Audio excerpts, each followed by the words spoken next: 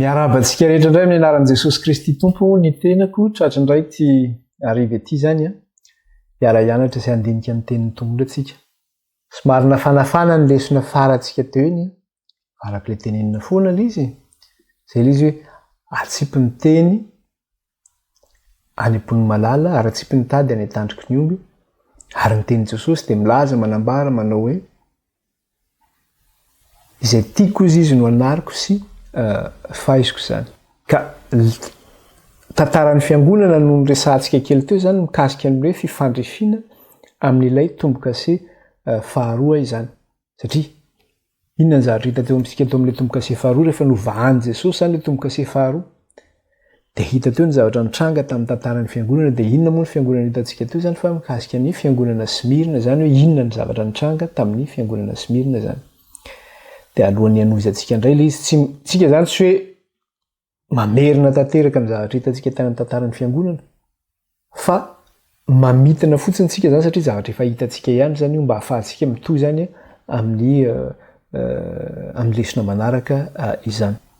Alohan'ny zavatra rehetra nefa dia manasa antsika ary hiaraka hivavaka tsika. Jehovah Andriamanitra ray io, mankalaza anao zahay mideranao ary manome voninahitra anao. Iny mananitra avy ny anaranao zay Andriamanitro hatramin'izao komandrak'izay. Misaotra Tompo fa mbola menao indray izao tombonandro izao zay fara miara-mianatra sy mandinika ny teninao. Tsy amin'ny herina fahatanjahana Tompo fa amin'ny fanahinao irery ihany. Mangataka aminao zay Andriamanitra ray. Aoka ray ny sy ny fanahinao masina anie hirotsaka aminay amin'ny fahafenoana. Ka izy hanokatra ny fonay sy ny sainay amantaranay ny sitraponao. Mitenena ray aminay ny ianao amin'ity ity favonikeno izay vahoakanao. Sokafo ny fonay ray io, sokafo ny sainay amantaranay ny sitraponao. Mifahendrena, mifahalalana izay, mifahatonena izahay. Mifona aminao ihany koa nefa izahay ny amin'ny fahotanay, ny amin'ny tsy fahamarinanay, ny amin'ny tsy fahatanteranay rehetra. Eny ianao ihany ny marina Kristy. Ary ianao dia mifona ho anay isan'andro eo anatrehan'ilay Andriamanitra ray. Eny raha mbola eto amin'ity tany ity izay dia mety ho lavo. Ka izany indrindra no iambenanay mandrakariva mba tsy anjakan'ilay ratsy aminay fa anjakanao mandrakariva aminay. Ko mitalao aminao zay Kristy io, afao zay mifilany nofo sy ny fanindriny rehetra. Afao zay mifierena eto amin'ity tany ity sy ny fanindriny. Aza vela ho tiany nofo izay faoka ny fananao anjako anatinay. Mangataka aminao zay Jesosy, diovy amin'ny ranao zay ho afa-pahotana. Sasao amin'ny ranao zay ho afa-keloka. Dafy ny fanahinao zay Kristy io mba ho masina satria masina ianao. Na amin'ny fiteninay, na amin'ny fisainanay, na amin'ny fitondrantenanay.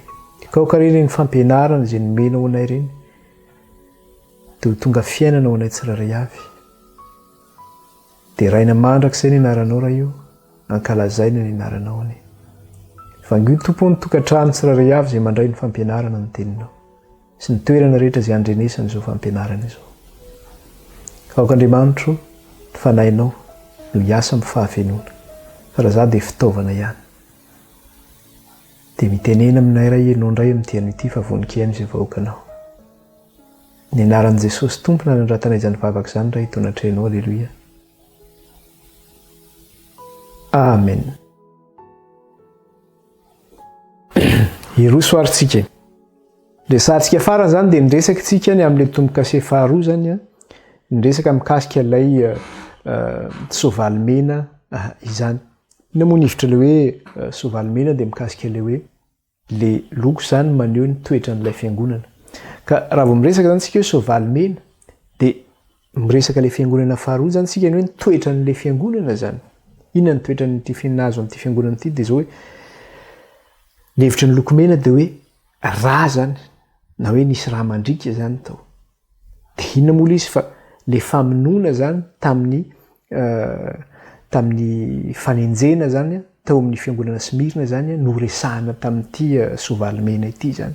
Dia ino no resahantsika farany teo satria ny fahefana izay mitaingina ilay soavaly dia ny mena manana sabatra izy eny an-tanany mba hifamonoan'ny olona ozy izy ety ambon'ny tany mba tsy isian'ny fiadanana zany manala fihavanana amin'ny tany dia nisy ny famonoanan'ny kristianina zany tamin'ny periody iny zany ary anisan'ny tena mafy indrindra tamin'izany zany zay mbola tsy niresahantsika teo tamin'ny lesona farany zany dia ny famonoanan'ny kristianina teo amin'ny 300 ka hatramin'ny 310 eo zany tena periody mafy be teo amin'ny fanenjena sy ny famonoanan'ny kristianina izay ny antony mahatonga azy milaza amin'ny jerentsika kely amin'ny apokalipsia toko faharoa zany renantsika kely zay apokalipsia toko faharoa andininy 10 zao no teneniny eo renantsika kely izy apokalipsia toko faharoa dia ny andininy 10 dia zao no vaky ny teny amin'ny anaran'i Jesosy.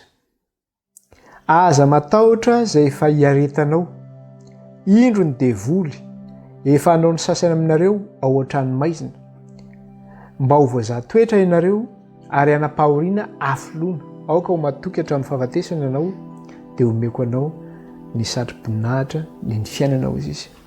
Aza matahotra izy zay efa retanao, handresahantsika teto ny zavatra ny anjady an'ity fiangonana ity, ny fanenjena zay nahazo azy, ny famonoana zay nahazo azy, ny fiampangana zay nanaovana azy, ny tenenana zao lainga rehetra zao ty fiangonana ity, ny fampahoriana zay nahazo azy, naka ohatra maromaro tsika teto tamin'izany. Ny hoe famonoana teny amin'ireny sehatra filalaovana reny zany namonoanan'ny kristianina sy ny zavatra maro samihafa nahazo azy ireo, ny anatao anatin'ny fahantrana, ny fahoriana, ny fanenjena. Hanika tsy vitany hoe ny jentilisa ihany no nanenjika fa ireo ihany koa izay nilaza ny tenany ho jiosy, ireo izay milaza ny tenany zany tena hoe zanak'Andriamanitra. Kanefa hozy izy ny ten'Andriamanitra hoe sinagogan'ny Satana. Zany hoe fiangonan'ny Satana zany. Ka na tsika amin'izao fotoana zao raha rehefa mitandrina an'ity fahamarinana ity tsika sy manaraka izay voasoratra ao zany dia zany koa ny fiampangana mahazo atsika zany. Enjehan'ireo izay milaza ny tenany azo kristianina tsika. Manenjika atsika zany ireny olona ireny. Satria izy tsy mitsofoka ao anatin'ilay fahamarinana omen'Andriamanitra zay naseny ho tandremana dia tsy mahazaka atsika izy dia manenjika izy amin'izay fotoana zay zany. Ka azagaga zany tsika raha enjehana hozy Jesosy, raha arantsiana noho amin'ny anarako. Ary tadiozy Kristy fa zao za hala ny talohanareo izy. Zany hoe Kristy zany efa hala ny talohanareo, hoe zava-baovao zao ary tahaka izany nanenjehana ny mpaminany rehetra tany alohanareo izy. Raha zany nianatry ny mpianatry Kristy, zany niainan'ny mpaminan'Andriamanitra. Nahoana tsika no miadakadana eo fotsiny. Zay no mahatonga miteny hoe nijaly angeny kristianina tamin'izany tao anatin'ny fahoriana dia ampitahola izy amin'ny fiangonana misy amin'izao fotoana zao. Fiangonana mijoalajoala, mamirapiratra. Izy mihitsy ny tena tonga amin'ny tanàn-dehibe anankiray dia ianao dia izy ny ery ambony ery. Ny olona izay mivavaka olona manan-karena dia jereo olona miadakadana. Ohatran'ny olona manan-karena be. Ohatran'ny hoe tsy mba misy zavatra mba mahazo an'ireto olona ireny. Zany akory tsy midika hoe ny kristianina dia hoe tsisy mba hoe tafita zany, na hoe tsy voatery hoe maintsy hoe mahantra daholo ve, na hoe ory daholo ve, tsy zay ny tiana tenenina amin'izay. Ny zavatra tiana tenenina zany dia zay hoe le fahoriana nahazo ny kristianina amin'izao tamin'izany andro izany zany tsy azo ampihoarina amin'ny zavatra misy amin'izao iainantsika amin'izao fotoana zao. Fa amin'izao fotoana zao zany ny kristianina dia azo antsika atao hoe mbola miadana zany ny kristianina amin'izao fotoana zao.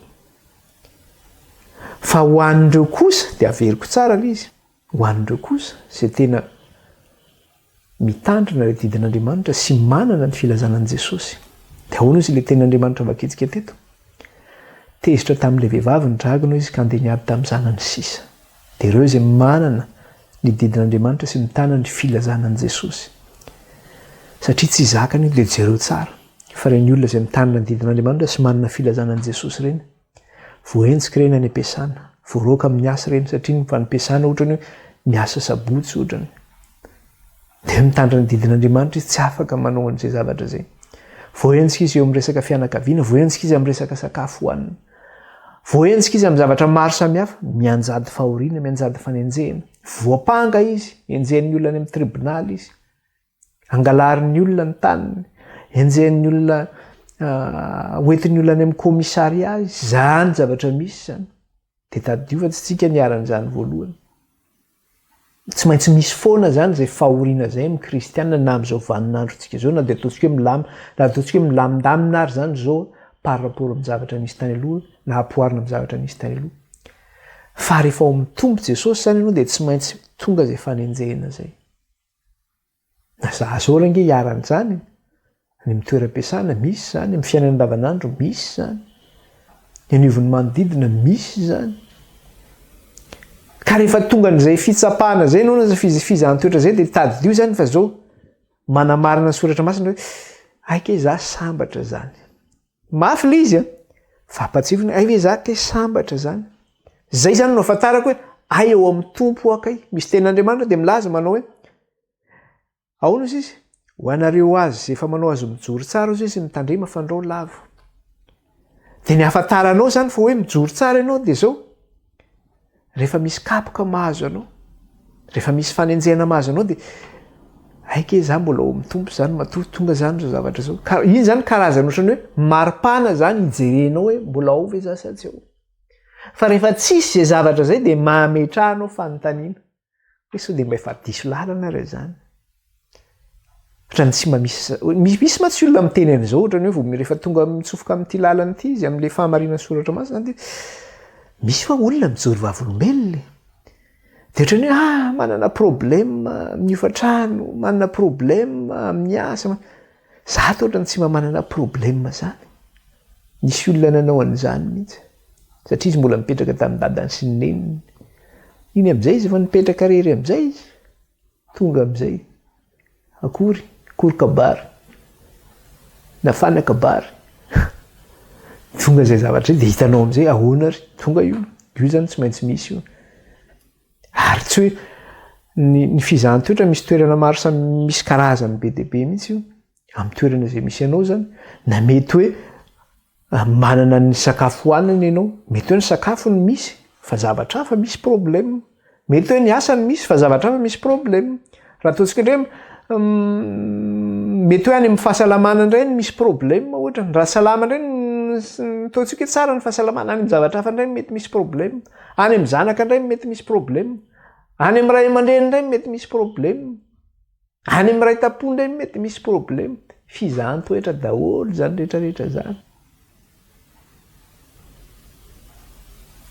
de raha eo am'izao tontolo zao zany ianao de sany kivy ahy tsy zakako tsony ty de ao moa ny sasany de misy mamosy fo mihitsy ohatra hoe sarahany lehilahy de tena tsy zakako ka izy ange tena tiako e de ho aiza zany zao de maty de amony tena za koa aloha faty ora olo fa ny kristianina tsy manao an'izany mifikitra ao amin'i Jesosy izy tsy mamosy fo zany izy satria fantany fa raha izy de malemy fa Kristy ny heriny sy ny fahefany ny amin'ny fizahan-toetra zay lalohany zay zany mikasika an'le izy de eto zavatra teneniny aza matahotra zay efa heretanao indro ny devoly efa hanao ny sasany aminareo ohatranomaizina ozy izy mba ho voaza-toetra ianao rehefa misy zany fikororoana de fizahan-toetra zany zay de tadidio fa Andriamanitra tsy mba maka fanahy zany fa izy no maka fanahy anao ny devoly no maka fanahy anao ka sao de alay-panahy ianao hiteny manao hoe matoa mafy be ohatr'izao ny fiainako de Andriamanitra no maka fanahy Andriamanitra tsy maka fanahy vakio tsara ange hiteny io ahoana sisy teo ny devoly efa hanao ny sasany aminareo ohatranomaizina ny devoly no manao fikororoana atsika avelan'Andriamanitra izy mba hizahan-toerana antsika avelan'Andriamanitra mitranga izy fa tsy Andriamanitra no manao anazy fa ny devoly no manao anazy jereo tsara ny nahazo ny Job ny devoly no maka fanahy ny devoly no mampahory aoka tsika tsy alay-panahy teny hoe Andriamanitra mahatonga an'izao mahatonga an'izany de zao satria izy no manjaka eto amin'ity planeta tany ity ny asany maizina ange no manjaka eto satria mbola tsy tonga le fanjakan'Andriamanitra mbola ho avy fanjakan'Andriamanitra io fa ho an'izay mandray an'i Kristy kosa ho tompo sy mpamonjy ny fiainana de efa tanteraka ao amin'ilay fanjakan'Andriamanitra zay Kristy no manome fiadanana azy de rahatr'izay ho avy le tena fanjakan'Andriamanitra zay andrian'ny fiadanana sy ny filaminana tsisy fampahoriana zany intsony zay zany de eto moa izy miteny aoka toky hatramin'ny fahafatesana ianao izy de omeko anao ny saribonahitry ny fiainana dia eo ambony izy miteny hoe ary anam-pahoriana filoana ianareo. Dia moa ny zavatra andresantsika zany le hoe fampahoriana nazy ny kristianina zany tamin'ny vanim-potoana io zany dia hoe ny mafy indrindra zany dia tao anatin'le hoe 3 sy 300 ka hatramin'ny 3 sy 300 mafy be zany ny fizahn-toetra tamin'io. Zay no nahatonga le izy hoe anam-pahoriana filoana. Efa nianarantsika teto moa zany le izy hoe inona moa le hoe fampahoriana afiloana zany dia fotoana zany io, fe-potoana zany io. Le afiloana io zany folo taona io. Efa nianarantsika teto io tsy iverenantsika intsony. Folo taona zany io dia entre le 3 sy 300 ka hatramin'ny 3 sy 300 izany.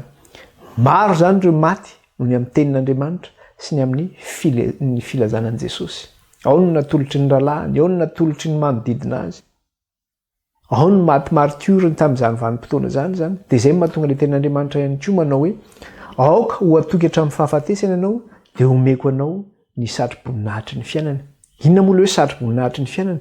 Io tonga amin'ilay fitenenana hoe zany hoe omen'Andriamanitra anao zany ny fiainana. Ho velona mandrakizay zany ianao, zay ny dikany. Araka le tenin'i Jesosy manambara any amin'ny Matthieu 10 izy miteny manambara manao hoe varena fakitsika kely io. Matthieu 10:7-30. Matthieu 10:7-30 eo zany tsika zao. Dia zao nivaka ny teny amin'ny anaran'i Jesosy. Ahoana ozy izy? Izay mamonjy ny ainy no amery azy, ary izay mamery ny ainy no ny amiko dia azo azy. Izay mamonjy ny ainy ozy izy ny amery azy, ary izay mamery ny ainy no ny amiko no azo azy. Inona moa zany? Inona ny hevitry teny io? Ny hevitry teny io dia zao. Atao hoe tonga ny fanenjehana, tonga ny fizahan-toetra mahazo anao. Ohatra tenenina fotsiny ianao zany hoe tamin'ny andro ny resaka fanenjehana ara-pivavahana reny zany tany Moyen-Âge, fa amin'ny fanenjehana nataon'ny Eglizy zany ho an'ireo hoe antsoina hoe heretika na ho an'ireo mpanavao fivavahana zany. Dia rehefa tonga ny fitsarana azy ireo zany dia zao hoe satria izy zany mandany dogma ny Eglizy, mandany fotom-pampianaran'ny Eglizy. Dia zavatra tokana ihany nasiana tenenin'izy ireo manao hoe abjure. Zany hoe manaiky izy ny anda le fahamarinana vaovao izay niraisiny fa hiverina amin'ny fahamarinan'ny Eglizy zany izy. Dia rehefa manao an'izay hoe abjure zay izy zany dia zao tsy vonoana ho faty izy fa afaka madio. Fa zay tsy manao an'izay kosa dia fanamelohana ho faty ny mahazo azy. Be dia be no nisy zany no nanolotra neny hoe zany re dia tsy abjure zany. Fa za dia manaiky an'i Jesosy ho tompo sy mpamonjy ny fiainako, ao amin'i Jesosy no azoko famelan-keloko. Fa tsy hoe amin'ny zavatra ataon'ny Eglizy hoe mividy famelan-keloko no azoko famelan-keloko. Na hoe mangata-pitahiana amin'izay maty no azoana fitahiana. Na hoe mivavaka amin'ireo izay maty no azoana famonjena. Tsy izay zany le izy. Dia tsy nanaiky abjure izy zany. Dia nanahoana? Dia maty izy, maty martiora. Izy zany naninona? Namery ny ainy izy noho ny amin'i Jesosy, fa tsy namonjy ny ainy.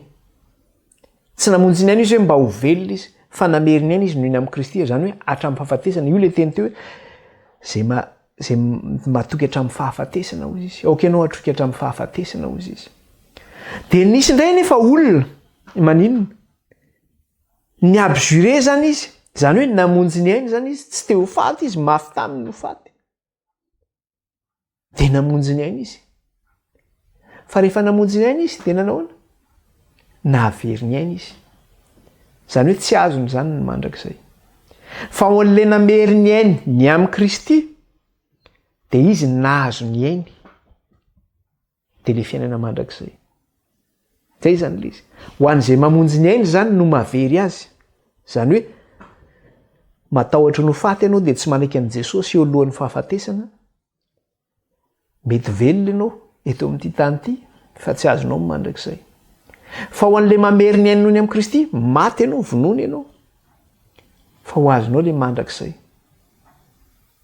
Satria ny fahafatesana rehefa maty ianao dia ahoana izy ny soratra masina? Tahaka ny iray mpimaso iny dia mihaona amin'ny tompo ianao zany. Zay zany mikasika ny resaka hoe soavaly mena iny zany. Mikasika ny famonoana ny kristianina. Dia iny moa zavatra afatra atao amin'ny fiangonana manao hoe zay manatsofina aoka izy iaino zay lazay fanahy amin'ny fiangonana. Ary izy te velona ny amin'ny tenin'Andriamanitra sy ny fahamarinan'ny soratra masina zany dia tady Diova tsy maintsy enjehina zany ianao. Satria zay zany ninona? Zay zany ny anjaran'ny kristianina zany zay. Tsy maintsy misy zany zay. Ka aza mieritreritra aza gaga hoe dia manahoana ary ihany ohatr'izao, manahoana ohatr'izao. Fa tady Diova fahoriana vetivety zay. Fa nomen'ny tompo anao ny anjara sy omen'ny tompo anao dia maharitra mandrakizay. Fa Satana dia zao, izy tsy maintsy aninona? Anakivy anao izy. Hatramin'ny farany, hatramin'ny fahafatesany, mba tsy azonao an'io anjara tsara io. Ahoana moa ny anomezana anao an'io ka izy ara-tsy nahazo an'io satria iny zavatra tena nitadiavina. Fa nesorina tany izy. Satria nanahoana? Nanao rébellion tany izy, nanao fanoherana tany izy, nanohitra an'Andriamanitra izy, dia nesorina tany izy. Ka raha izy nesorina tany, ahoana ianao ny andeha hiakatra any? Dia ataony ny fomba rehetra izay anakanana antsika tsy andeha ho any. Misy olona anankiray izay miteny manao hoe raha ozy izy ilay misy olona zany ataontsika hoe tsy manana an'Andriamanitra izy. Satana tsy dia miraraha an'iny olona iny fa avelany iny. Fa ho ny olona izay manana an'Andriamanitra. Satria araka ilay tenin'Andriamanitra manao hoe tsika tsy mitolona amin'ny nofo aman-drafa fa naharatsy eny amin'ny rivotra. Dia ho an'izay olona manana an'Andriamanitra dia feno devoly manodidina be dia be an'iny olona iny. Ataony izay fomba ampianjerana an'iny. Fa na feno manodidina ary iny dia tady Diova ny tenin'Andriamanitra koa dia milaza manao hoe ny anjelin'i Jehova mitoby manodidina izay matahotra azy. Maninona moa no lazaina izay teny izay anatin'ny soratra masina? Mba tsy hananan'ny Satana fahefana amintsika zany. Dia tsika koa zany efa misy anjely miaro antsika zany. Satria ny anjelin'i Jehova mitoby manodidina izay matahotra azy. Dia tsy afaka manao na inona na inona ny Satana. Zay mahatonga ny rehefa nakafanahany Joba zany Satana.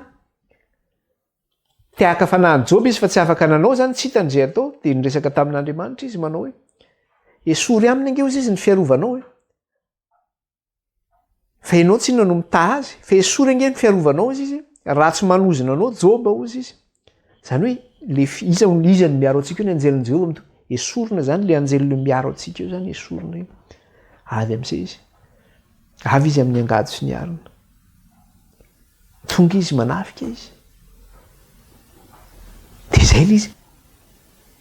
Dia izay mahatonga hoe miambena mandraka hariva ka aza mitsahatra.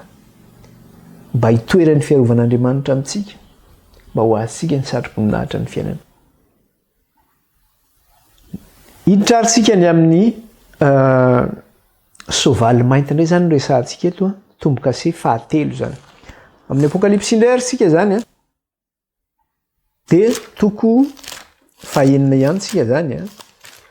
Apokalipsy toko fahaenina dia vakintsika ny andininy fahadimy sy ny fahaenina. Andininy fahadimy sy ny fahaenina. Apokalipsy toko fahaenina ny andininy fahadimy sy ny fahaenina. Iny indray zavatra resahany ato ary. Ary rehefa novahany ny tombokase fahatelo dia reko ny zava-mananina fahatelo nanao hoe avia. Ary hitako fa indry nisy soavaly mainty ary izay mitaingina azy nitondra mizana teny an-tanany. Ary nareo ka toa nisy feo teo afovoan'ny zava-manana efatra nanao hoe venty ny vary tsitika eran'ny fatambary kely ary venty koa ny vary ordiay ny telon'ny fatambary ary aza manimba ny diloilona ny divay ianareo. Iza moa manokatra n'ity tombokasety fantatsika tsara fa Jesosy no manokatra n'ity tombokasety. Izy ihany no manana fahefana afaka manokatra an'io. Nosokafany Jesosy zany le tombokase fahatelo. Nivahana zany le izy. Dia rehefa nosokafany le tombokase fahatelo dia inona ny zavatra nisy? Ny zava-manana fahatelo izy nanao hoe avia. Ary hitako fa indry nisy soavaly mainty ary izay nitaingina azy dia naninona? Nitondra mizana teny an-tanana ozy izy. Zany hoe nisy fahefana zany nitaingina ity soavaly mainty ity. Dia ny fahefana teny aminy zany dia nitondra inona? Nitondra mizana teny an-tanana izy. Dia io mizana io nentina nanaovana inona izy io? Dia toy izy ny levaka teny. Ary nareo fa toa nisy feo teo avoan'ny zava-manana efatra nanao hoe 20 ny vary tsitikeran'ny fatambary kely ary 20 koa ny vary otea ny telo ny fatambary ary aiza manimba ny dilo na ny divay ianao. Zany hoe ny zavatra resahana eto zany de resaka sakafo zany no resahana eto, resaka am'zana zany, zany hoe misy sakafo lanjaina zany resahana eto zany. Voalohany ora de am'resaka sika le hoe soavaly, fantatsika hoe inona zany le soavaly. Le soavaly zany maneho an'le fiangonana zany le soavaly. Ary le lokon'le soavaly zany maneho ny toetra n'ilay fiangonana. Ka inona moa ny lokon'ity soavaly ty de hoe loko mainty. Ny loko mainty maneho inona? Loko mainty zany maneho inona? Maneho fahafatesana zany loko mainty zany. Zany hoe rehefa misy maty reny de manao inona ny olona? Manao akanjo mainty izy rehefa misy maty. Ary tsy vitan'ny fahafatesana ihany ny tena resahana raha vao miresaka loko mainty fa inona ny zavatra anankiray ihany koa raha vao miresaka loko mainty tsika? Fahamaizinana ny resaka loko mainty. Satria misy koa ohatra zao reny olona aty andafy moa ny tena misy azy reny zany, misy ataontsika hoe gôtika zany. Ny olona gôtika zany olona tia ohatrany hoe olona manompo satana zany angambany raha zay ny azo ilazana azy, ohatrany hoe tia zavatra ratsy. Tout ce qui est rehefa mahakasika ny satana zany de tiany. Hoe fomba satanika, manao rita reny izy, manao sorona izy sy ny karazany. De manao akanjo mainty izy, manao lokomena mainty izy, manao manjamaso mainty izy. Zany hoe olona tia fahafatesana. Olona maizitsaina zany. Zay zavatra ataony de ao anatin'ny fahamaizinana zany, ka raha vao miresaka ianao fahamaizinana de inona ny zavatra hitantsika am'zay? De zao ny afaka maritana anazy hoe royaume des ténèbres. Na hoe royaume du mal zany. Ao anatin'ny fanjakan'ny maizina zany. De i fanjakana iza zany? Fanjakan'ny satana zany. Ao anatin'ny fahamaizinana zany. Zay zany ny toetra n'ity fiangonana ity, ao anatin'ny fahamaizinana tanteraka zany ny misy an'ity fiangonana ity. Inona ny mahatonga azy eo anatin'ny fahamaizinana? Nefa ny zavatra hitantsika teo de hoe am'le tombokase faharoa tena mbola nijoro izy hatramin'ny fahafatesana, nenjeny izy, fa nijoro izy, naharitra izy. Eto nefa le fiangonana zany de lazaina fa inona? Ao anatin'ny fahamaizinana tanteraka le fiangonana. Inona indray ny hevitra le hoe mizana? Ny hevitra mizana zay de zao hoe ny mizana zany de misy hery mifanandrina zany am'zany mizana zany. Satria rehefa mahita tsika eny an-tsena de inona ny eo amin'ny ilany? Eo zany misy le poids zany amin'ny ilany andanjana, de amin'ny ilany misy le sakafo zay lanjaina zany. Zany hoe misy hery roa zany eo mifanandrina zany. Hery roa mifanandrina, zay zany mizana hery roa mifanandrina io. Ny zavatra misy nefa ao anatin'ity fiangonana ity zany raha zay ny izy ilazana anazy de zao. Inona ny zavatra misy ao anatin'ity fiangonana ity? Misy hery roa mifanandrina zany eo amin'le fiangonana. Ny fivavahana amin'Andriamanitra sy ny fivavahana amin'ny sampy. Zay zany lasa misy eo amin'ity fiangonana ity. Ka vokatry zay zavatra zay zany de lasa nisy fahamaizinana zany tao amin'le fiangonana. Sady mivavaka amin'Andriamanitra ny olona no lasaka mivavaka amin'ny sampy. Sady mivavaka amin'Andriamanitra ny olona lasa manao ny fomba fanaony zao tontolo zao ao amin'le fiangonana. Iza indray ary ny fiangonana resahana eto zany? De ny tandrify an'ity tombokase fahatelo ity de fantatsika tsara fa ny fiangonana Pergamos zany no resahana eto. Ka raha vao miresaka tsika ny fiangonana Pergamos de inona ny zavatra hitantsika?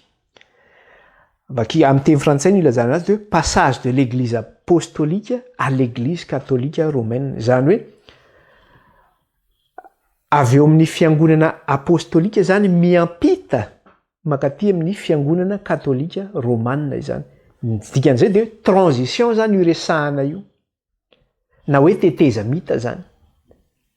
Misy tetezamita zany teo fialana amin'le fiangonana voalohany zany makaty amin'ny fiangonana katolika romanina. De zay ny zavatra hitantsika amin'ny fiangonana hoe ahoana no nahatonga an'le fiangonana voalohany lasa tonga aty amin'ny katolika romanina? Inona ny zavatra nitranga zany teo anelanelan'izay zavatra zay nahatonga an'izay fiampitana izay? Zay ny zavatra hitantsika zany. De raha mijery an'io transition io fotsiny tsika raha mijery zany de zao hoe inona ny dikany hoe Pergamos? Ny dikany hoe Pergamos de hoe citadelle, na antsoina ihany koa hoe cité glorieuse. Raha miresaka ianao hoe citadelle zany de forteresse ny ilazana zany citadelle zany. Zany forteresse zany zany ohatrany hoe tanàna mimanda zany, misy manda be zany le mifefy an'le tanàna zany. Ka tamin'ny androny ohatra hoe époque médiévale reny zany de misy zany ohatra hoe aty a Frantsa zany ianao mahita ohatra ny amin'ny toerana any Bretagne iny zany de misy zay am'le misy an'izay toerana zay. Misy toerana reny misy forteresse be mihitsy, misy mur be reny zany izy, misy enceinte be reny, citadelle zany ny antsonany reny. Misy ihany koa any amin'ny sud any zany izy. Tsy haiko tadidiko i Carcassonne izy iny raha tsy diso ako. De misy an'izay koa zany any. Misy an'ireny citadelle be reny tamin'ny andro taloha reny zany misy zay zavatra zay. De ity tanànan'ny Pergamos ity zany de tanàna nananandazy ity. Ary tanàna tena hoe nanan-karena ihany koa izy sy nalaza zany. Zany hoe fisandratana zany ny azo ilazana anazy an'ity koa zany. De azay nefa no ampiarinao amin'le fiangonana. Zany hoe nisy fisandratana zany teo amin'le fiangonana. Inona ny anton'izay fisandratana zay teo amin'le fiangonana ihany koa. De raha mijery tsika eo amin'le tantara zany, mijery kely an'le tantara tsika de zao hoe raha tanànan'ny Pergamos no jerena, ka eo mantsy no ampiaritsika zany amin'le fiangonana. De fantatsika tsara fa ny tanànan'ny Pergamos de zao ny zavatra ngeza be teo amin'ny tanàna iny de zao hoe fitambarana zavatra anankiroa ngeza be ny teo amin'ny tanàna io. Voalohany de ny zavatra anankiray voalohany de zao hoe ny puissance impériale romaine.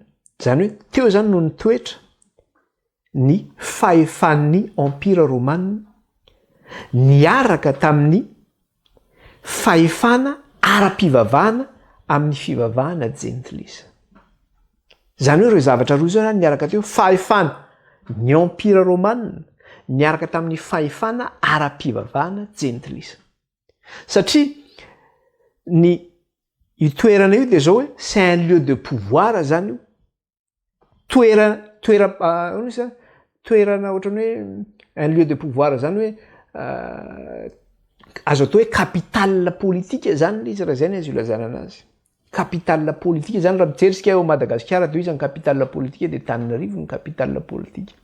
Raha mijerisika tia Frantsa de ohatra hoe Paris ny capitale politique. De tamin'izany vanim-potoana zany tao Asie mineure de ny Pergamos zany no capitale politique tamin'izany vanim-potoana izany. Ary ny empereur ara de nipetraka tao mihitsy tamin'ny l'an 29 avant Jésus-Christ, tamin'ny taona 520 talohan'ny Jesosy Kristy zany. I toerana io nefany de zao vokatry le hoe sady eo ny misy ny fahefana ny empire romana miaraka amin'ny fahefan'ny ara-pivavahana amin'ny fivavahana gentilisa de zao zava-doza ho an'ny kristianina tamin'izany vanim-potoana zany io tanàna io. Zava-doza tamin'izany vanim-potoana izany. Ary lazaina ary izy tao amin'ny fiangonana Pergamos zay fahitantsika fa lazaina fa hoe io toerana io de zao trône de Satan ozy izy na hoe seza fiandrianan'ny Satana ozy izy io toerana io. Tsy vitany hoe seza fiandrianan'ny Satana fa ozy izy hoe sa demeure ao izy no mitoetra mihitsy zany. Tena i Satana zany tena mipetraka ao mihitsy. Resika Apokalipsy 2:7. Apokalipsy 2:7 izy miteny an'iny de zao miteneniny eo. Fantatro zay honenanao dia ao amin'ny toeran'ny seza fiandrianan'ny Satana. Ary mitana ny mafy ny anarako ianao ka tsy mandany finoana na dia tamin'ny andro ny Antipas Martiora ary izay lehilahy matoky ahy. De ilay novonoana teo aminareo teo amin'ny honenan'ny Satana ozy izy. Fantatro ozy izy ny toerana misy anao de eo amin'ny seza fiandrianan'ny Satana ozy izy. Ao amin'iny, ao amin'izay honenan'ny Satana no misy anao zany. Zany hoe Satana zany de zao manana an'izany toerana zany hoe seza fiandrianana zany izy eto amin'ity tany misy atsika ty. Tamin'izany fotoana zany nisy zany zavatra zany. Nisy toerana zay nonenany nisy zany. Fanontany mipetraka mbola misy fe zany amin'izao fotoana zao. Tena misy zany. Amin'izao tsika miteny zao misy zany izy seza fiandrianan'ny Satana zany. Toerana misy azy misy zany. Ao anatin'ny lesona ny ahitantsika an'izany zavatra zany. Aiza zany toerana zany? Misy zany. Le zavatra faharoa be resaka atsika teo tamin'le resaka le hoe capitale politique izy. Faharoa manaraka an'izay de nisy fahefana ara-pivavahana. Matanjaka be izy. nanana fivavahana telo ny fiainan'ny tanànan'ny Pergamosy. Ny voalohany dia nalaza izy tamin'le atao hoe Asclépion. Inona moa le Asclépion? Zany hoe itoerana Asclépion zany ohatrany atsonantsika amin'izao fotoana izao ohatrany hoe hôpitaly. Itoerana hoe hôpitaly fitsaboana io zany, le Asclépion io zany anaran'le andriamanitra ilay toerana zany. Andriamanitra sampy zany io. Iza ny anaran'le andriamanitra sampy io? Asclépios ny anarany. Dia ny anaran'le toeram-pitsaboana zany eo Pergamos dia antsoina hoe Asclépion. Dia tonga ny olona amin'ny toeram-pitsaboana io, zany hoe eo amin'ny toerana io zany sady misy toeram-pitsaboana no misy tempoly zay natokana ho an'ny Asclépios. Dia rehefa tonga ny olona nalaza izy io teo amin'ny fanjakan'ny Empira Romanina zany, dia tonga ny olona manao pèlerinage tonga amin'ny toerana io, tonga ny olona mitady fitsaboana amin'ny toerana io. Avy any amin'ny Empira Romanina rehetrarehetra ny tonga amin'ny toerana io ny olona zany amin'izay zavatra zay satria mitady fanasitranana. Dia efa niresantsika teto moa zay hoe ahoana moa ny endrik'io le hoe Asclépios io. Fa izy zany miaraka amin'ny tena iny izy eny amin'ny tanany iny, dia misy bibilava miolakolana amin'ny tena hoentiny iny zany. Misy bibilava zany iny. Dia io nefa zany satria nalaza be zany io fitsaboana io tamin'ny androny. Satria hoe nahoana moa zany fitsaboana hoe amin'ny alalan'ileo tena misy bibilava zany. Satria le fitsaboana tamin'izany zany dia amin'ny alalan'ny thérapie zany no hitsaboana le olona. Zany hoe atao hypnose zany le olona sous hypnose. Ohatrany hoe olona mifoha zany ianao dia misy olona zany ohatrany hoe karazana psychiatre zany dia tsy haiko inona ny zavatra tenenina aminao dia klakeny ny tanany iny, tonga ianao dia ao. Dia teneniny eo ianao, dia lasa ianao mivoyage ihany ianao, tsy fantatra hoe mivoyage makaiza ianao manamaka izy. Dia sous hypnose ianao dia ao anatin'iny hypnose iny zany hoe lasa ohatrany hoe lasa mahita fahitana zany ianao anatin'le izy apatoriny zany ianao, apatorin'le ataontsika ohatrany hoe prêtre zany tamin'izany vanim-potoana zany, apatoriny ianao zany dia lasa ny sainao, dia lasa manofa ianao dia mahita bibilava ianao anatin'le nofinao. Dia le bibilava mandady aminao mikisaka aminao. Dia rehefa avy eo ianao taitra amin'izay kitihan'le prêtre iny zany satria le prêtre zany no mitsabo an'le olona eo dia klikeny indray ianao dia mifoha avy eo ianao. Dia ozy izy inona ny nofinao tao dia mitantara nahita bibilava dia mikasika le izy dia nandady tamiko. Dia ozy izy zao ny andikanany iny. Le fanasitranan'le dieu Asclépios iny tonga aminao iny. Zany hoe rehefa mandady aminao zany le bibilava ny dikan'izay dia sitrana zany ianao amin'ny aretina mahazo ianao. Zany ny zavatra nisy tamin'izany vanim-potoana zany. Lozana zany raha olona. Dia io fomba fitsaboana io sy toeram-pitsaboana io tamin'izany vaniandro zany io no natonga ny toeram-pitsaboana ihany koa amintsika amin'izao fotoana zao. Satria io no nitarika zany an'ny fitsaboana moderna misy amintsika amin'izao fotoana zao. Io no nitarika ny Hippocrate zany satria Hippocrate no natonga ny resaka hoe fitsaboana any amin'ny hôpitaly amin'izao fotoana zao reny zany avy amin'le hoe Hippocrate no natonga ny fitsaboana amin'izao fotoana zao. Kanefa Hippocrate io zany no nitarika ny Hippocrate amin'izao zavatra misy atsika amin'izao fotoana zao ihany koa.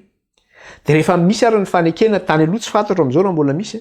Rehefa misy fanekena teo amin'izany resaka hoe Hippocrate zany dia manana n'io emblème io zareo. Dia inona le emblème? Misy tena zany dia ohatrany misy elatra kely zay le izy. Dia misy bibilava anankiroa miodikodina amin'le tena. Dia avaizany nazony an'io sary io amin'le fanekena tamin'ny médecine tany am-boalohany zany fa amin'izao tsy fantatro. Dia misy an'io bibilava io manao fanekena tamin'io zany zareo. Dia amin'izao fotoana antsika zao nefany io koa no mbola emblème ny fitsaboana amin'izao fotoana zao. Zareo ilay ny tomobile misy tomobile fotsifotsy ireny dia misy étoile mangamanga amin'ny tomobile iny. Ohatrany hoe poteau eo ampovoany zany dia misy X amin'ny ilany anankiroa. Zany hoe izy zany tsy hoe lacroix fa ohatrany misy mitsangana eo ampovoany zany dia misy mitsivalana anankiroa ohatrany X zany amin'le izy. Dia eo ampovoany misy tena dia misy bibilava miolakodana zany. Dia eo zany symbole mbola misy amin'izao fotoana zao nefa zany zavatra zany avaiza zany io avy amin'le resaka hoe asclepios angeny viny io tsy hoe tonga fotsiny satria iny zany no niraisiny iny zavatra iny de tonga amin'izao fotoana zao zany de jereo fotsiny nafasaina tsy miangatra zao mandeha anakely mba mijery pharmacie fa na eny pharmacie ary anao mbola mahita an'io mbola mba nametraka fanontaniana ve tsika rehefa mandeha eny pharmacie hoe maninona tokoa misy an'ity bibilava ty misy ohatrany misy amin'ny pharmacie indray ny azy le étoile le lacroix maitsomaitso iny de misy ohatrany latabatra misy vazy iny izy de miakatra avy amin'ny tongon'le latabatra misy vavy le vazy le bibilava miakatrakatra avy ambany ka ina moa ny antony iny zany ny antony de zao hoe efa araka ny fitsaboana tany amin'ny antiquité tany aloha tany zany de zao ny finoan'ny olona tamin'izany vanim-potoana zany indrindrandrindra tany amin'ny Orient ancien zany na hoe tany amin'ny tatsinanana taloha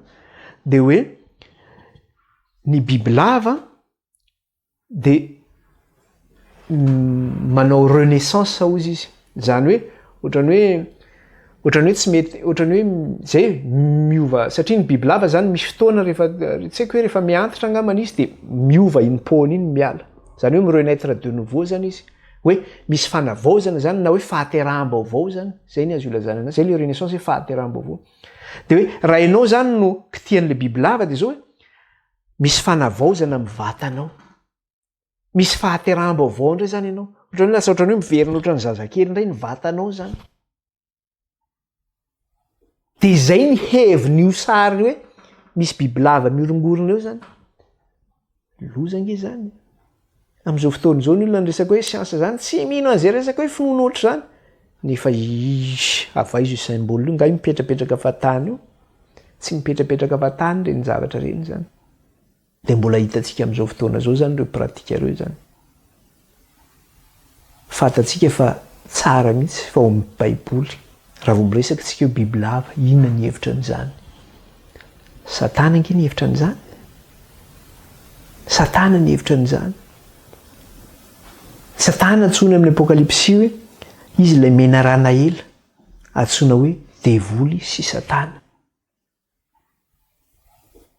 de eto nefa n'le toerana misy an'ity pergamosy tanànan'ny pergamosy ity izy anisan'le fiangonana pergamosy de lazaina fa hoe seza fiandrianan'ny satana lazaina hoe ao no onenan'ny satana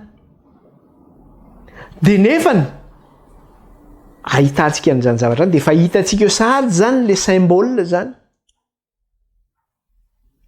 le fanasitranana avy amin'le bibilava izy no manasitrana satana zany no manasitrana zany amin'le kifitikel'le bibilava iny zany tsy zay nefa ny zavatra nisy tao maro ny zavatra hitantsika tao ihany koa ao ihany koa le fivavahana amin'ny ny empereur romana de natao hivavahana mihitsy zany hoe nisy sarivongana empire romana anankiroa zay ny fandimbina napetraka tao Pergamosy de ny anankiray any Trajan de ny anankiray raha tsy diso any Auguste angamana izy zay de ireo zany natao hivavahana mihitsy sy anaterana fanatitra reo zany hoe natao ho Andriamanitra mihitsy zany ny empereur ny vavahana tao ary ho an'ny kristianina izay ao anatin'ny empire romana zany de zay asena mihitsy zany ny kristianina zay mahatonga hoe zava-doza ange ty toerana ty ho an'ny kristianina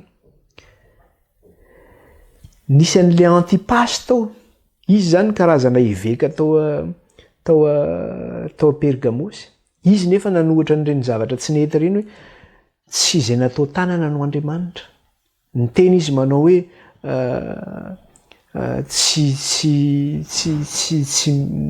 zany hoe tena nitoerin'ny Antipas zany le fomba fanao gentilisa tao amin'ny Pergamosy de nefa io nanenjenan'ny kristianina tao ihany koa asena manatitra fanatitra eo amin'le tsangambaton'ny empereur koa izy tsy nety izy de fantatsika tsara fa rehefa ny Antipas manokana mihitsy no nasena nanatitra fanatitra teo zany de rehefa tsy nety nanatitra fanatitra ny Antipas de fantatsika tsara fa novonoana Antipas maty martyr de taiza indray Antipas novonoana tao maty martyr de eo amin'le toeratsampy lehibe anankiray mbola malaza be indray koa tao Pergamosy satria anankitelo izy ireo zany voalohany hitantsika teo de hoe le hoe Asclepion leo amin'ny toeram-pitsaboana sy eo amin'le tempolon'ny Asclepios zany. Faharoa eo amin'le resaka hoe fanompo-tsampy amin'ireo tsangam-baton'ny emperora. Fahatelo dia antsoina amin'ilay hoe l'hôtel de Zeus ozy izy.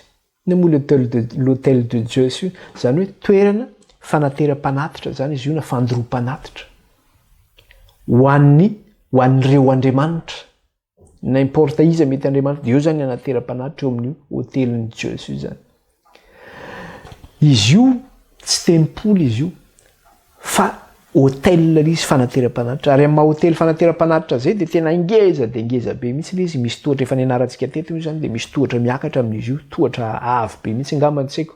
Mahatratra 35 mètres angamba ilay izy raha tsy diso miakatra amin'iny. Dia mahatratra 110 mètres angamba ny halavany raha tsy diso ihany koa. Dia rehefa miakatra amin'ny tohatra iny ianao dia efa tonga ery ambony ery ianao dia misy kolonady manodidina zany. Zany hoe feno kolonina be dia be zany manodidina eo. Ohatran'ny paozina seza ilay kolonina. Dia eo vonin'io kolonina io misy an'ilay fandoroam-panatitra zany eo vonin'io kolonina. Dia io ny anaterana fanatitra zany. Ary tsy vitany hoe fanatitra fotsiny aterinao fa manao fanatitra olona ihany koa izy aterinao. Dia rehefa nanda i Antipasy, satria ny nanenjehana ny Antipasy dia zao hoe nanohatra ilay fitsaboana teo amin'izay nisy teo amin'ny Asclepios izy zany. Hoe tsy andriamanitra ozy izy, izay tsy natao tanana satria misy tsangam-baton'ny Asclepios koa zany eo amin'le tempoly eo amin'le toeram-pitsaboana. Dia nitoerin'ny Antipasy io pratika io zany na fomba fanao io. Dia rehefa nanohatra an'io izy dia tezitra ireo pretra zany. Satria niena zany ny olona mpandehany aminy ihany koa satria andriamanitra manasitrana. Satria ny herin'andriamanitra atao amin'ny Antipasy. Izy mivavaka ho an'ny olona marary tonga dia sitrana ny marary fa tsy mila mandeha misy bibilava mandady zany ianao dia sitrana fa andriamanitra no manasitrana. Dia tezitra tamin'ny tamin'ny zavatra nataon'ny Antipasy zany reto pretra reto dia nitory tamin'ny gouverneur teo amin'ny toerana io. Dia rehefa nitory tany amin'ny gouverneur izy dia nampanatsony Antipasy. Dia rehefa nampanatsony izy dia nitorian'ireo koa izy hoe io koa nge tsy mivavaka amin'ny andriamanitsika ozy izy. Dia niforsen'ny gouverneur izy aninona? Niforsen'ny gouverneur izy hanatitra fanatitra teo amin'ny tsangam-baton'ny Trajan zany. Tsangam-baton'ny emperora Trajan. Dia rehefa tsy neditra hanatitra fanatitra izy dia nataony zareo tao anaty omby-lavy izy. Nataony zareo tao anaty omby-lavy izy dia nodorana velona teo amin'ilay hôtely fandoroana-panatitra teo amin'ilay l'hôtel de Zeus ozy izy. Hôtel de Zeus zany dia dorana teo dia may teo zany Antipasy maromaro teo.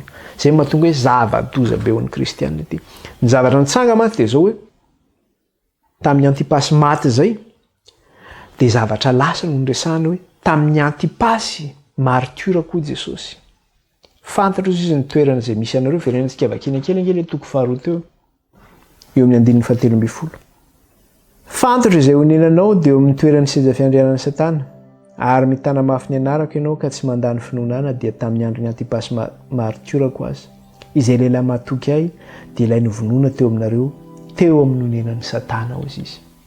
Zany hoe rehefa vao miresaka izy zany hoe eto manao hoe fantatra ozy izay honenanao dia tao amin'ny toeran'ny seza fiandrianan'ny Satana ary mitana mafy ny anarako ianao ka tsy nandany finoana na dia tamin'ny andron'ny Antipasy martyra koa azy. Zany hoe raha vao miresaka izy tamin'ny andron'ny Antipasy martyra dia miresaka zany izy à une époque passée. Zany hoe miresaka tamin'ny andro lasa zany izy. Tsy hoe zavatra fa misy amin'izao fotoana izao. Zany hoe le fiangonana zany ity resahana ity raha vao miresaka zany tsika ny famana ny tombo-kase fahatelo dia efa tapitra zany le fanenjehana. Efa tsisy an'io fanenjehana io intsony zany. Fa zany ny ainan'ny fiangonana kristianina teo Pergamos taiza ny toerana azy teo amin'ny seza fiandrianan'ny Satana. Tao anatin'ny fanenjehana mahavay zany ny ainan'ity fiangonana ity. Ny zavatra nisy anefa dia zao tonga aty aoriana zany tsika zany zao araka le tenenina teo hoe fialana zany izy ity amin'ny fiangonana voalohany makany amin'ny fiangonana katolika romana. Zany hoe ao anatin'ny teteza mita zany tsika zany zao amin'izao vanim-potoana zao. Ka raha ao anatin'io teteza mita io ary tsika de inona ny zavatra nitranga zany de ny zavatra nitranga zany ty taorinany 370 zany satria fantatsika tsara fa le fampahoriana afilona de nanomboka teo amin'ny 300 ka hatramin'ny 370. Iza no nampijanona n'io fampahoriana io de ny empereur Constantin no nampijanona anazy io zany tamin'ny 370. Ny zavatra nisy anefa zany taoriana 370 io de zao hoe tsy noenjehina tsony ny kristianina. Ary zany resaka famonoana ny kristianina zany zavatra efa lasa zany, zavatra efa lasa efa tsy eritreretin'ny saina tsony zany. Satria efa miresaka ny zavatra lasa ianao raha vao miresaka hoe martyra zany fa efa nanomboka ny lamina ny kristianina teo. Fa inona ny zavatra nitranga nanomboka tamin'ny fotoana io? Efa nanomboka nasena nanangana ny fiangonana ny kristianina. Afaka manangana fiangonana amin'izay nareo, tsisy problème tsony, tsy enjehina tsony. Neken'ny fitondram-panjakana ny fivavahana tamin'izany foanimpotoana zany. Nomena toerana ny kristianina zany. Inona ny anton'izay zavatra zay? Ny anton'izay zavatra zay de zao. Nisy compromis zany tao. Na hoe nisy marimaritra iraisana. De mitovy mihitsy amin'ilay tanànan'ny Pergamosy. Inona ny zavatra hitantsika eto amin'ny tanànan'ny Pergamosy? Niaraka ny fivavahana sy ny fitondram-panjakana. De teto nanomboka lasa nanomboka nahazo neken'ny fitondram-panjakana ny fivavahana kristianina. Zany hoe nisy fiarahana zany tao. Izay fiarahana zay nefa nitondra inona zay? Nitondra fanimbana zay teo amin'ny fiangonana kristianina. Nitondra fahamaizina zay tao anatin'ny fiangonana. Fahamaizina araka ninona moa zay? Fahamaizina ara-panahy zany ny tonga tao amin'ity fiangonana ity. Satria rehefa nanomboka noborobo le kristianina zany, nanomboka ohatrany hoe nekena izy teo amin'ny fitondram-panjakana, nahazo toerana izy, nanomboka nanan-daza izy, nanomboka niparitaka ny fiangonana.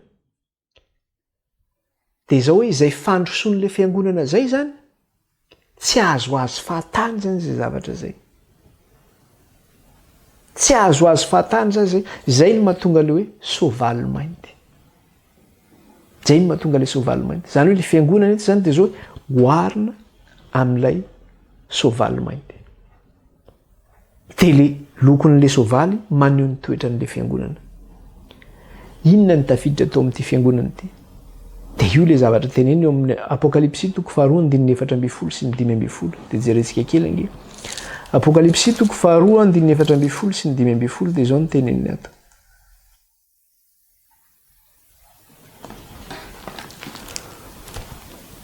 Kanefa mananteny kely aminao fa misy eo aminao izay mitana ny fampianaran'ny Balaam, izay manome fo an'ny Balaka nisy fanafitohinana teo alohan'ny zanak'Israely, hihinana ny henana terina tamin'ny sampy sy jangajanga. Eo zany ny zava-doza io. Zany Balaka zany mpanjaka zany. De eo maneho an'le fitondram-panjakana zany ny empira romanina.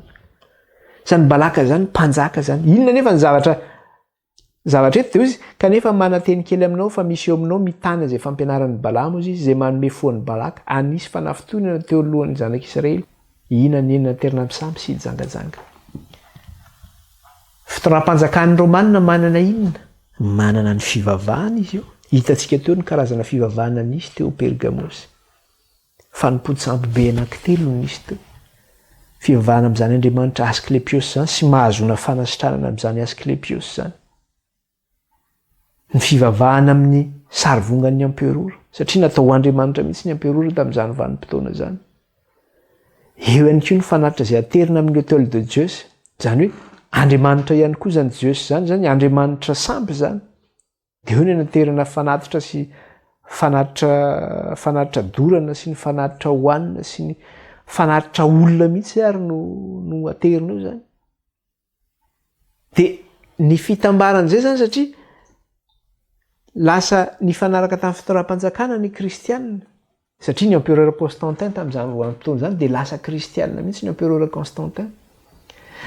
De rehefa tonga empereur Constantin de tafiditra tao amin'ny fiangonana zany ninona ny fomba jentilisa tafiditra tao amin'ny fiangonana. Io zany le antsoina ny hoe fitenenina hoe paganisme zany. Ka raha vao ny fomba n'izao tontolo izao zany ny tafiditra ao zany dia tonga amin'ilay hoe aroroam-paratsiana zany. Satria raha ty ivelany zany izy dia maninona? Mbola voarinao ihany fa rehefa izy ny tafiditra ao sarotra manala anazy. Dia eto zany dia fampianaran'ny Balama zany. Io Balama io zany mpaminany jentilisa izy io. Nefa Andriamanitra niasa tamin'izy io ihany koa zany. Mpaminany izy io Andriamanitra niasa tamin'izy io. Kanefa izy ity miasa ho an'ny mpanjakany jentilisa ty Balama ty zany. Dia mitondra fampianarana lainga afafy amin'ny vahoakan'Andriamanitra izay tsy araka ny sitrapon'Andriamanitra. Izay ilay hoe mampinana ny hena naterina tamin'ny sampy sy jangajanga zany. Ka tapitra moa ny fotoanantsika zany. Fa io no resahantsika kely eo zany hoe hiresaka zany tsika mikasika ilay fahamaizinana tao Pergamos. Io no resahantsika dia ahoana zany? Inona ny nahazo an'ity fiangonana ity vokatra ny zavatra io? Dia ahoana ny fivoahana amin'izany zavatra izany? Dia mandray lesona koa tsika satria misy lesona ngezabe izay raisina amin'izao fotoana izay satria hoe nampinana ny hena naterina tamin'ny sampy ho amin'ny zanak'Israely izy sy nampijangajanga azy ireo teo anatrehan'Andriamanitra. Dia jerentsika hoe inona io hena naterina tamin'ny sampy no hohanin'ny zanak'Israely io sy ny fijangajangana izay nataony. Ary rampoarina amintsika amin'izao fotoana izao izy io dia manahoana?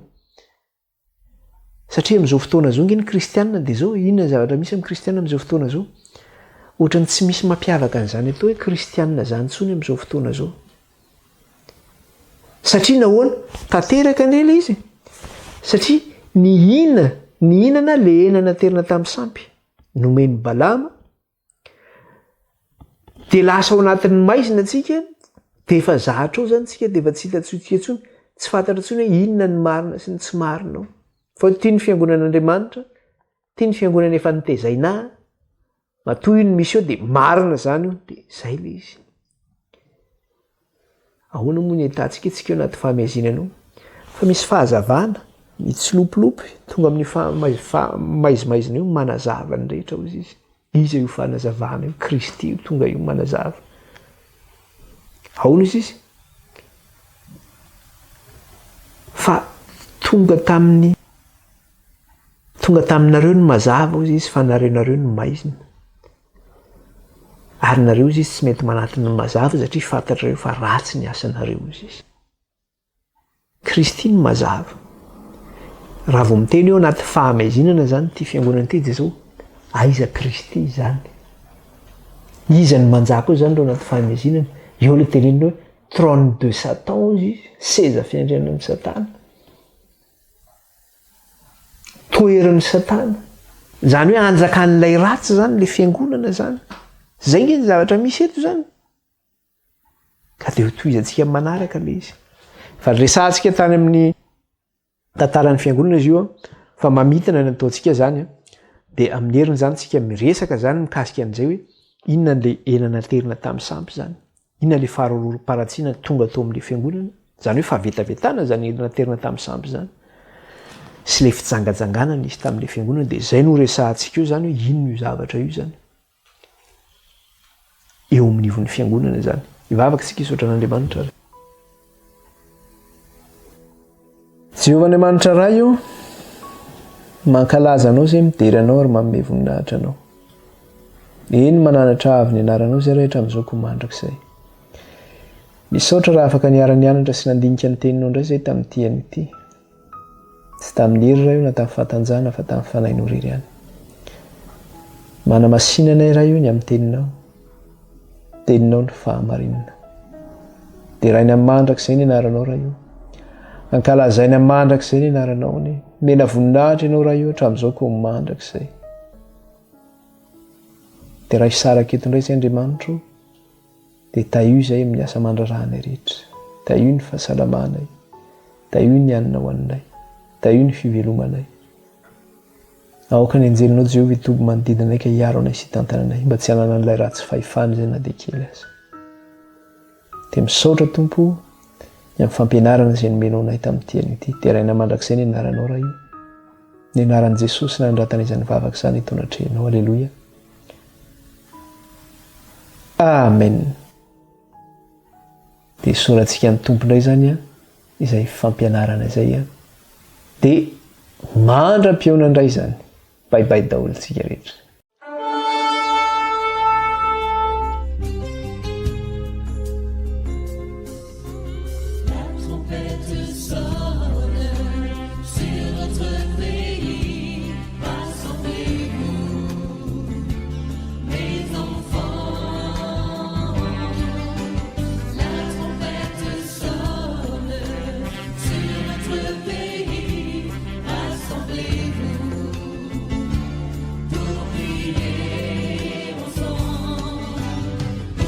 Chercher ma femme.